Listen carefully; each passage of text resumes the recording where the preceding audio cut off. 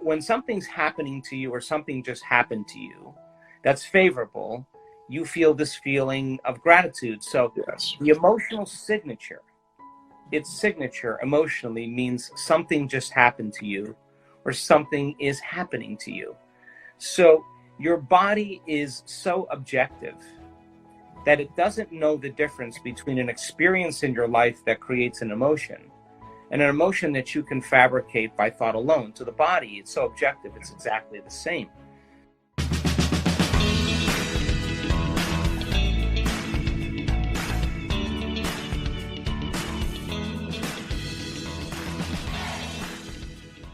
You know, I think that the moment we switch on that system for alert or for emergency, we alter ourselves in some way.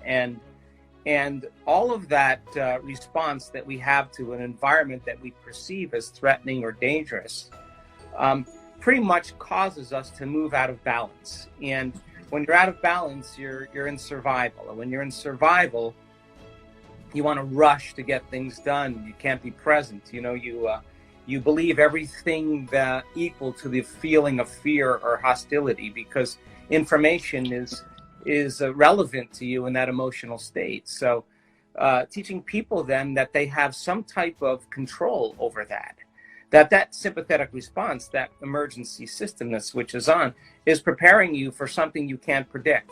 Yeah. Something that's an unknown, something that you can't control. And that survival system causes us to move more into our animal nature. And we're tapping our body's vital resources for health and regeneration. So short term, it's great, but you keep doing it over and over again, you start becoming more and more conditioned to that rush of energy. So teaching people how to self-regulate, teaching them how to move back into the present moment, teaching them that they can shorten their responses. It's really not that you react. I mean, we all react. The question is, how long are you going to react for? Because if you keep that reaction going, then you can't perceive any change in your environment. You won't have any ability to heal. So you become more affected by your environment. So simple process of getting back into the present moment, self-regulating, trading that fear for some other emotions. Yeah. And that's doing the work and right. The practice. And that's what we should be doing, because now we have energy to heal.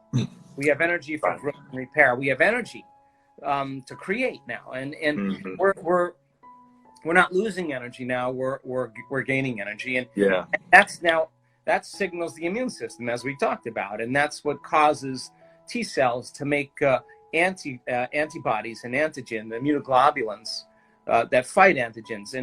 And now your internal defense system can take care of the micro world, Yes. where there are invaders, where there are attackers, and you have energy to heal. And your immune system, as we said, is always combating viruses and bacteria.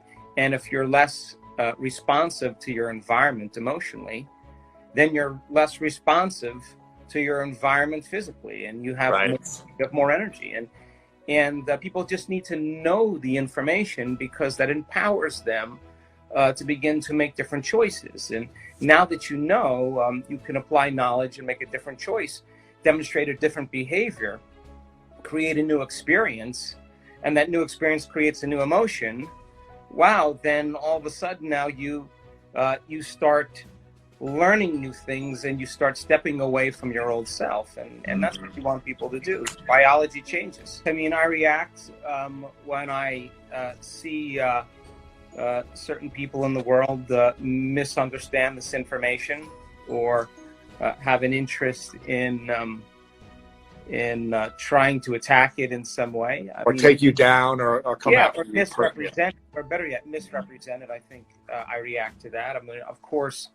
I think a good day is, even if you do react, that you make your way back into your heart. If you finish there and you learn your lessons, I think it's a good day. So, I mean, I still get triggered, of course, but you know, I do my best every day to catch myself, and I'm less effective in that state. And I think I've learned through trial and error to self-regulate and get back. It always feels like a better day when I do. when I do react, though, part two of my answer was that I really want. I always take a moment and I step back.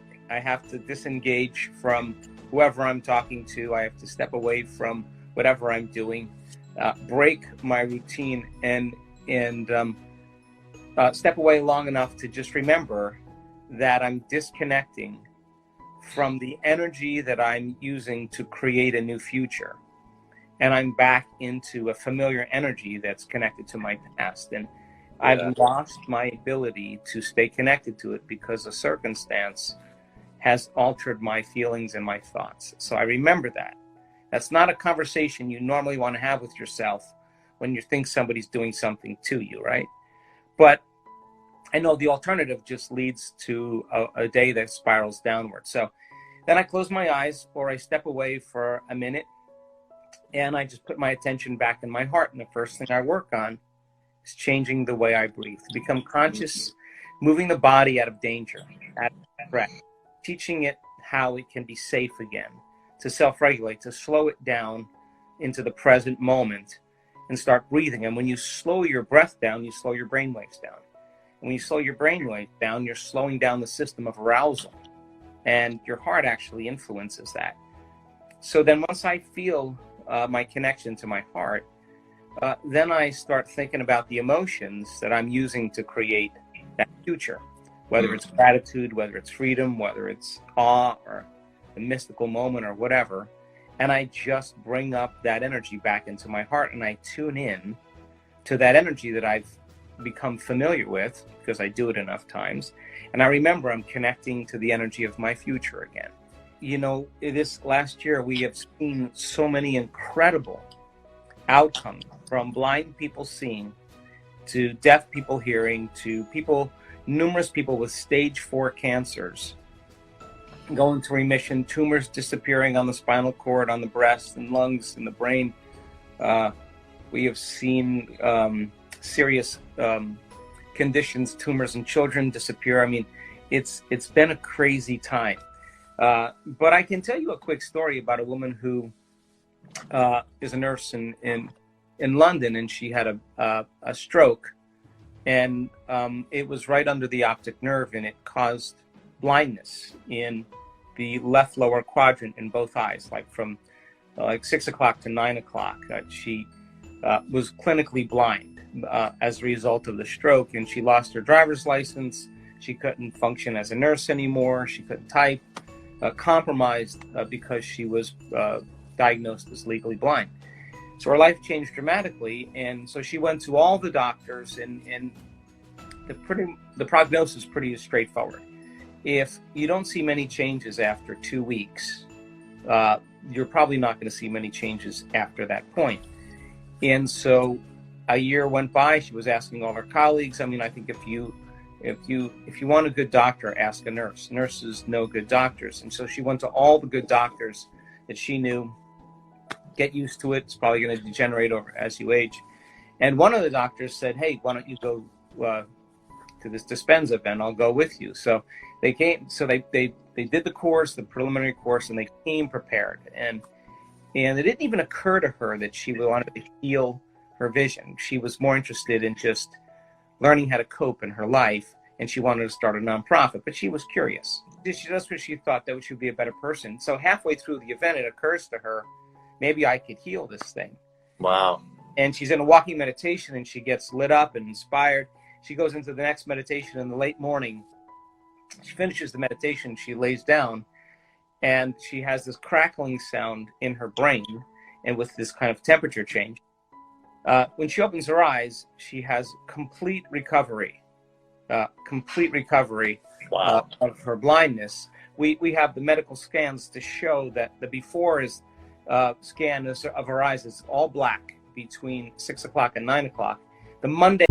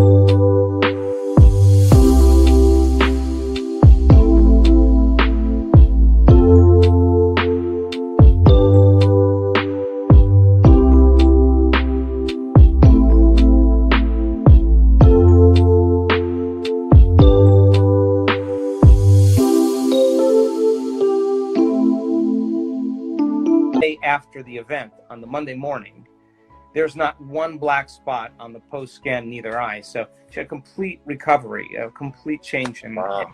we just saw her in Munich in February. She was one of the volunteers and still doing very well. We've done research on gratitude, and it's very interesting because when you receive something, you've just received something. When something's happening to you or something just happened to you that's favorable, you feel this feeling of gratitude. So Yes. the emotional signature, its signature emotionally means something just happened to you or something is happening to you. So your body is so objective that it doesn't know the difference between an experience in your life that creates an emotion and an emotion that you can fabricate by thought alone. To the body, it's so objective, it's exactly the same. So when people start to feel gratitude, their body is believing that something favorable is going to happen to them, that is happening to them, or has already happened to them. Really? The emotional signature of gratitude is the perfect signature or the state of energy to receive. So when we begin to embrace our future and we feel gratitude for it, we will believe that future is more of a reality because it's equal to the emotion that we're experiencing, but we're feeling the emotion before the actual event occurs. So gratitude, in a sense, you could use it to elevate your energy. And when you do, just 10, 15 minutes a day, you'll strengthen your immune system by 50%. Just because your body starts to put energy right in your heart center. And there's a gland in there that we talked about in your show called that gland that has an endocrinological aspect and an immunological aspect. And it begins to signal chemicals that tells your T cells, strengthen, you got energy to like modify and create more receptors for anything coming out. And now your inner environment is doing that, and your T cells make these antibodies, these immunoglobulins that are the body's natural flu shot. It's proteins that protect cells, especially immune cells. And now you have an internal army, an internal order that will be greater than the environment. And now you have strength, and you, from a suggestibility standpoint, you only accept, believe, and surrender to thoughts equal to your emotional state.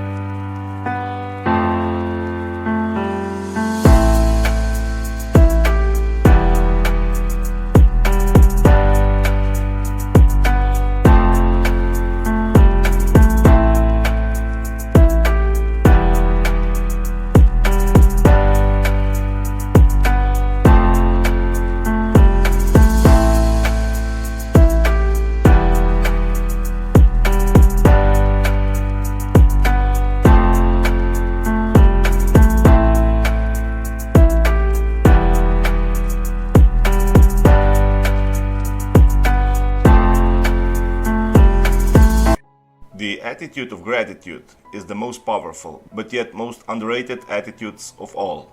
As Joe Dispenza explained, when you're in the attitude of gratitude, you are actually saying to life that the event you want already happened, and life has no other option but to confirm your state of being. It's what life does. So you need to be at the end of your goal in your mind, as the goal is already achieved and as you already are the person you want to be.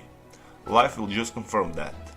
I hope this advice by Dr. Joe Dispenza will encourage you to start with practicing the attitude of gratitude, because there is really nothing to lose. You can only gain great benefits from this.